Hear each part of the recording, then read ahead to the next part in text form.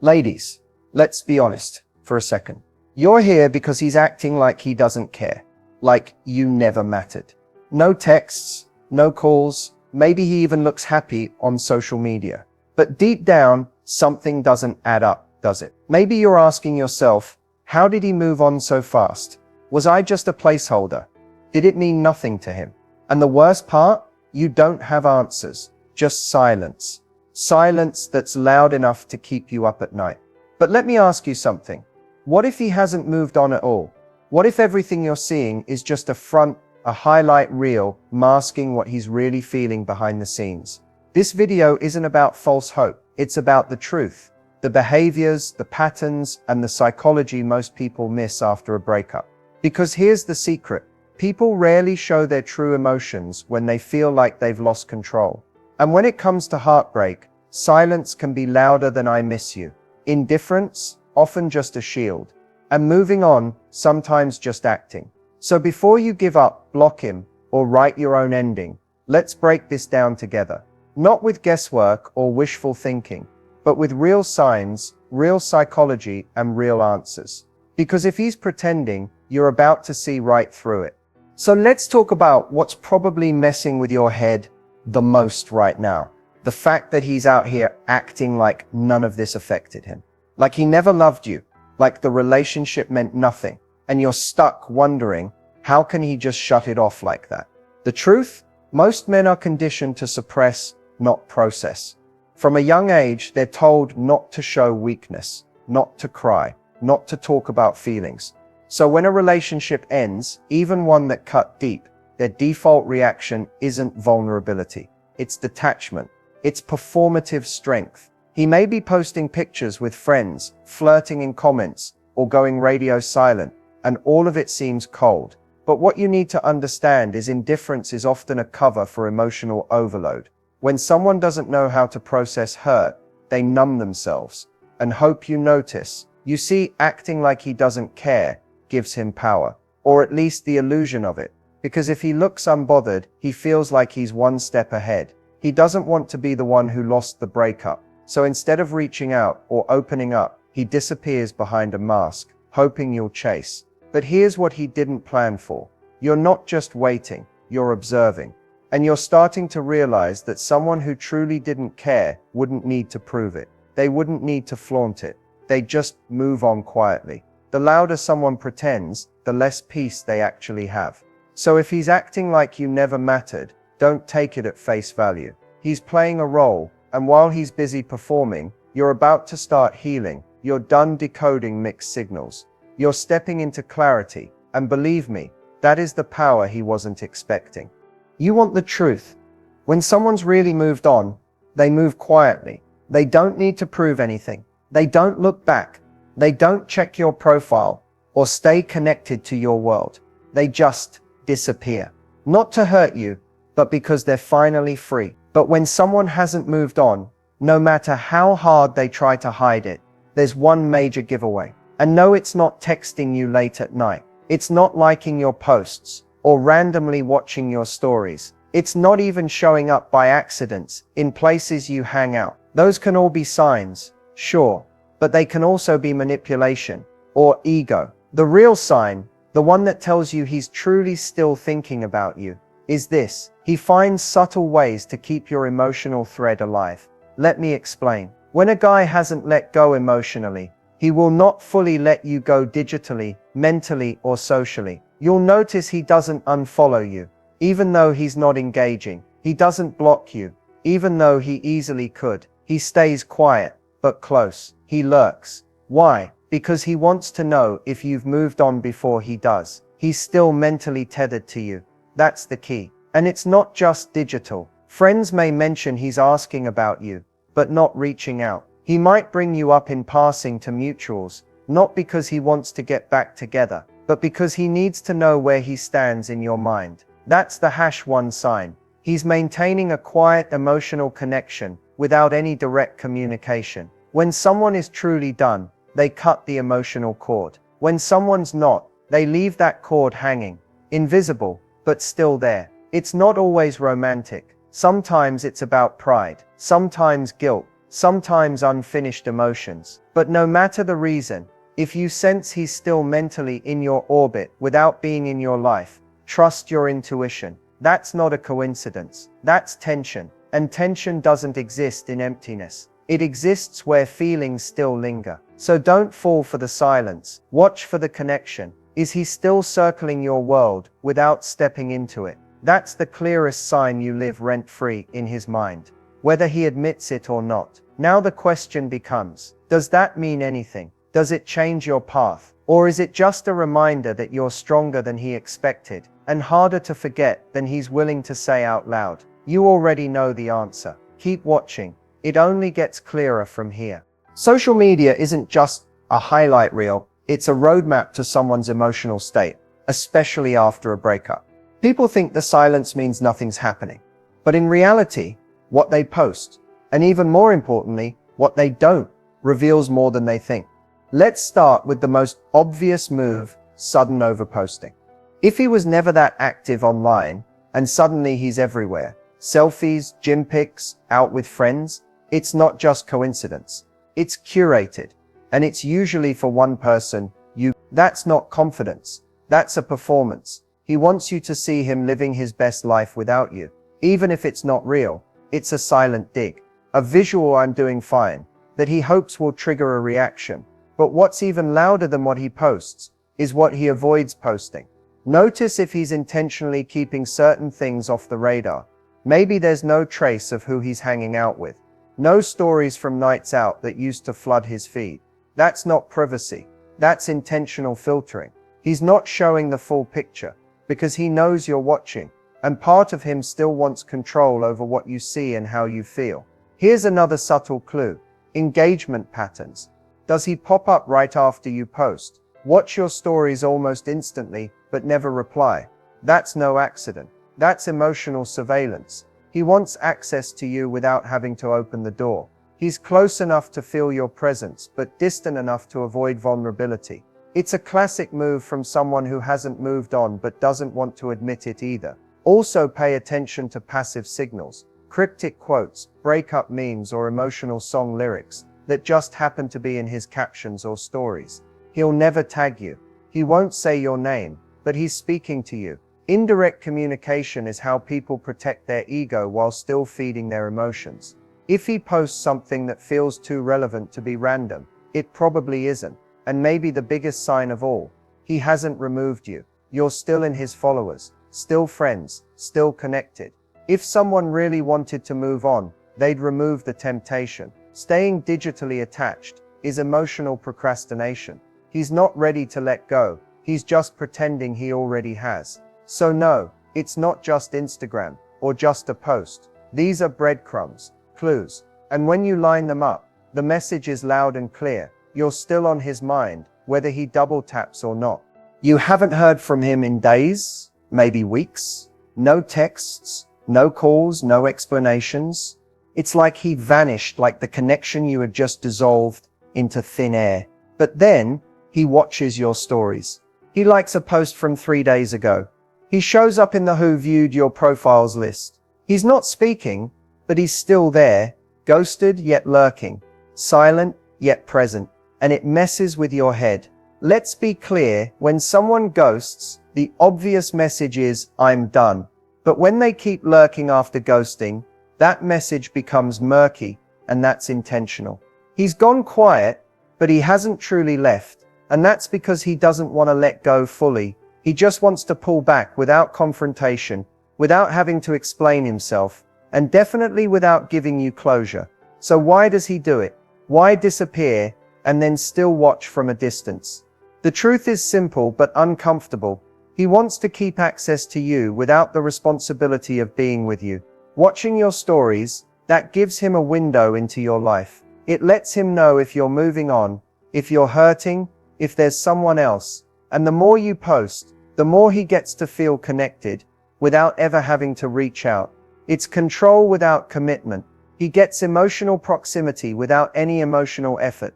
That's the game. And whether he realizes it or not, it's selfish. Because while you're sitting there wondering why he left, what you did wrong, or if he still cares, he's watching like it's entertainment. never offering clarity. But here's something to remember. Someone who truly respects you, even if the relationship had to end, won't disappear without a word, and then stay tethered to your life like a ghost. That's not love. That's confusion, fear, and ego. He's not lurking because he's ready to come back. He's lurking because he's not ready to see you move on without him.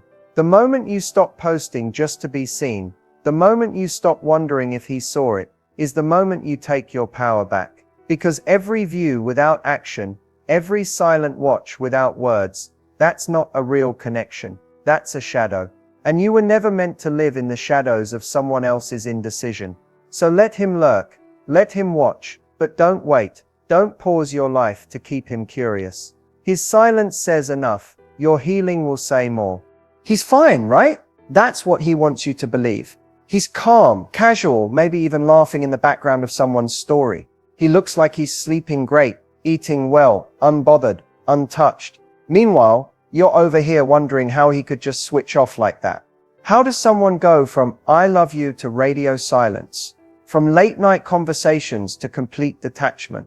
The truth is, most men don't get over it as fast as they pretend. They just don't show the fall the way you might expect, because they're not allowed to. From a young age, boys are told not to cry, not to break, not to feel too much. Vulnerability, that's weakness. So what do they learn? They learn to mask, to default to one line when things fall apart. I'm fine, but I'm fine is a defense mechanism, not a reality. It's not a reflection of healing. It's a shield. Saying I'm fine is easier than admitting he feels lost without you, that his ego's bruised, that he misses the version of himself that only existed when he was with you. Because if he admits any of that, it means letting down the armor. And for a lot of men, that armor is all they know. You have to understand, appearing okay is part of how some men survive breakups. They act numb to protect themselves from embarrassment, from regret, or worse, from feeling powerless. They'll fill their schedule, bury themselves in distractions, chase quick validations, not because they've moved on, but because staying still would force them to sit with the loss, and sitting with that feels unbearable. So they cover it. They wear confidence like a costume. They laugh louder. They post more. They talk about you less. And on the surface it works. People around them believe it. Sometimes even you believe it. But behind closed doors, the silence is heavier than ever. Because no matter how hard someone tries to outrun emotion, it always catches up. So when you see him say he's fine, don't assume he is. Don't let that surface level performance become your truth. And more importantly, don't compare your healing timeline to his highlight reel. Just because he looks ahead, doesn't mean he's not stuck behind the scenes. Eventually the mask slips. And when it does, it's usually in private. A song hits different. A memory cracks through. And suddenly the "I'm fine" becomes "I miss her." Not always out loud, but internally, it's there. You just may never see it. But that's okay. You don't need proof of his pain to validate your own. His mask isn't your responsibility to remove. It's his burden to carry. Yours is to heal. Let's talk about one of the most frustrating questions after a breakup. How long does it actually take to move on? Is it weeks, months, a year? Because right now you're looking at him, and it looks like he's already over it. You're still replaying memories while he's out laughing, living, and posting like nothing happened. And you start wondering, why is this taking me so long? Here's the truth that nobody really says out loud. Moving on isn't a one-size-fits-all timeline. It's not linear. It doesn't follow a formula. It depends on how deeply you felt, how much of yourself you gave, and how honest you are with your emotions. But here's the kicker. The people who look like they moved on fast, they usually didn't. There's a huge difference between distracting yourself and healing yourself. One numbs the pain, the other processes it. And most people, especially right after a breakup, go for distraction first. They date quickly, party more, post constantly, and tell everyone they're fine. Why? Because facing the loss means facing themselves. And that takes emotional work. Work that a lot of people delay for months, even years. Studies have shown it can take 3 to 6 months just to feel emotionally stable again after a meaningful breakup. And if you were truly in love, if you built your life around that person, moving on could take longer. But that's not a weakness. That's a sign of depth. You're not just letting go of a person. You're letting go of plans, of routines, of future memories that won't happen. That deserves time. The irony is, the one who seems fine might actually be the one who breaks later. The feelings they push down, they don't disappear, they just delay impact. And it usually hits when the distractions stop, when they're alone, when things quiet down, when they realize you're not coming back. That's when the truth shows up. So if you're still hurting, still healing, still processing, don't compare your timeline to his performance. Healing isn't a race, it's a process of reconnecting with yourself, your peace, your clarity, your worth. And trust me, if you take the time to really move on, not just pretend to, you won't find yourself circling back later, wondering what if. You'll know why it ended. You'll feel done. Let him move fast. Let him fake peace. You're not behind. You're just being real. And real healing, that always lasts longer, because it goes deeper. So maybe you've heard something through the grapevine. A mutual friend said he's over it. Someone else said he's doing fine. Or maybe his boys are telling people he's chilling and living his best life, or not thinking about you anymore. And now you're sitting there wondering, is that really the truth? Or are his friends just saying what he wants them to say? Let's break this down. When it comes to male friendships, especially in breakups, there's often an unspoken rule: protect the pride. Most guys don't sit around having deep emotional conversations with their friends about heartbreak. They joke it off, they change the subject, or they brush it under the rug with phrases like, "I'm good, man," or "it wasn't that serious." Not because they don't feel anything, but because they don't want to look like they do. So when his friends say he's fine, they're not lying, they're just repeating what he told them. And what he told them is probably exactly what he wants you to believe. But underneath all of that is something way more complicated. Because emotions don't vanish just because you don't talk about them. The truth is, his friends may not know the full story either. They might not see the way he checks your profile when no one's around. They don't hear the songs he skips, because they remind him of you. They don't see the moments when he's alone, scrolling through old messages or thinking about reaching out, but doesn't. What they see is the version he chooses to show, and usually that version is unbothered. Men often process heartbreak internally and delayed, so by the time his friends are saying he's over it, he might just be starting to feel the weight of the loss. And because he's built up this image of being fine, he now has to maintain it, even if he's not. Here's something to remember. Silence doesn't mean peace. And secondhand information isn't always the truth. Just because his friends aren't saying he's hurting, doesn't mean he's not. You're not hearing the 2 a.m. thoughts. You're not seeing the dreams he can't shake. You're only hearing the filtered version, the one meant to protect his ego and control the narrative. So don't base your healing on what they say. Don't let his friends' words make you feel like your connection was one-sided or forgettable. You know what you shared. You know what was real. Let them play cool. You're busy getting real. Eventually, the truth always leaks out. Maybe not through his friends, maybe not out loud, but trust me, the things he buries always find their way back. And by the time they do, you'll already be past needing to know. You've probably asked yourself this question more than once. Should I reach out?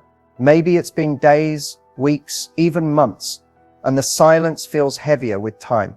You wonder if he's waiting for you to make the first move. You replay the last conversation. You tell yourself, maybe if I just send one message, I'll get the clarity I need. But let's pause that thought and really sit with it. Reaching out isn't wrong. It's human. We crave closure. We want answers. We want to feel seen, even after everything. But before you send that text, ask yourself this: are you reaching out to reconnect or to rescue your ego from the silence? Because sometimes what we miss isn't the person, it's the validation, the comfort of knowing we mattered, the hope that they're still thinking about us. And so we send that message, hoping it will fix the ache. But here's the hard truth.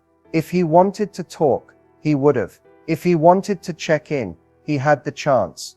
If he's been silent this long, that silence is his message. Now that doesn't mean he doesn't care. People go quiet for a lot of reasons: pride, fear, avoidance. But none of those reasons should leave you carrying the emotional labor for two people. If reaching out is going to leave you more confused, more hurt, or back in a cycle of mixed signals, you already have your answer. Still, there are situations where reaching out can make sense. If you need to say something for you, not to get a specific reaction from him. Closure that comes from honesty, not strategy. But even then, you have to be okay with whatever response you get or don't get. Because once you hit send, you give up control. And that's where most people get stuck. They reach out hoping to control the outcome instead of release the emotion. So before you reach out, ask yourself this: will this message bring me peace, regardless of what happens next? If the answer is no, it's not the right time. If the answer is yes, and your heart is in a place of clarity, not desperation, then speak your truth. But don't chase, don't beg, and don't reopen a wound that you've been trying so hard to close.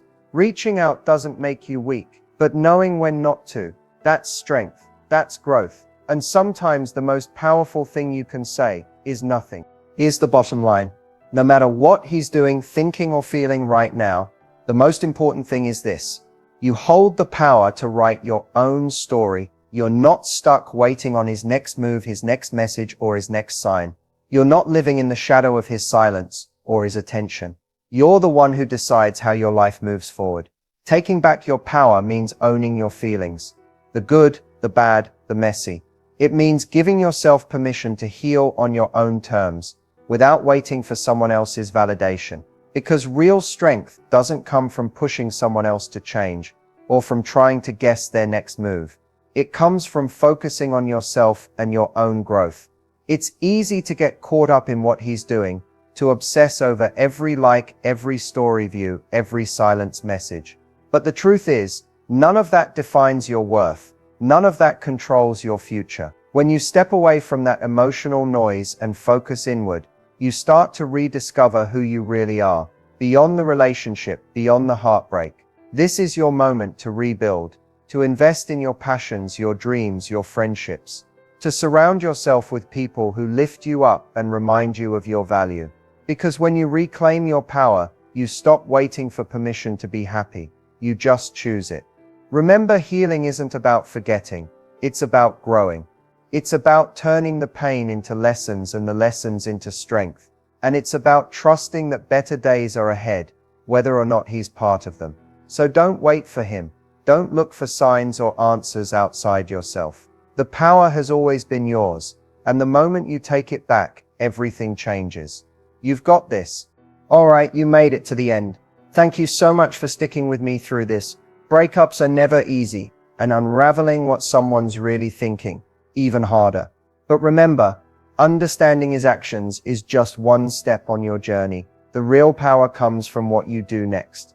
If this video helped you see things clearer, or gave you some peace of mind, please hit that like button and subscribe, because there's so much more coming your way.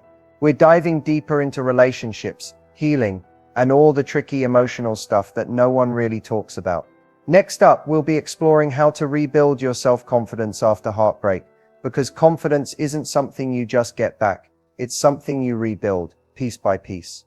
And trust me, I've got some practical tips and mindset shifts that will help you own your worth like never before. Also, if you want to get involved, drop your questions or stories in the comments below. I read every single one, and sometimes feature your stories in upcoming videos, so don't be shy. This channel is all about creating a community where we support each other through the highs and lows. And hey, if you're feeling stuck or overwhelmed, don't forget to check out the links in the description for some helpful resources and guides. Healing is a process, but you don't have to do it alone. Thanks again for watching. Stay strong, keep growing, and I'll see you in the next video. Remember, your story is just getting started.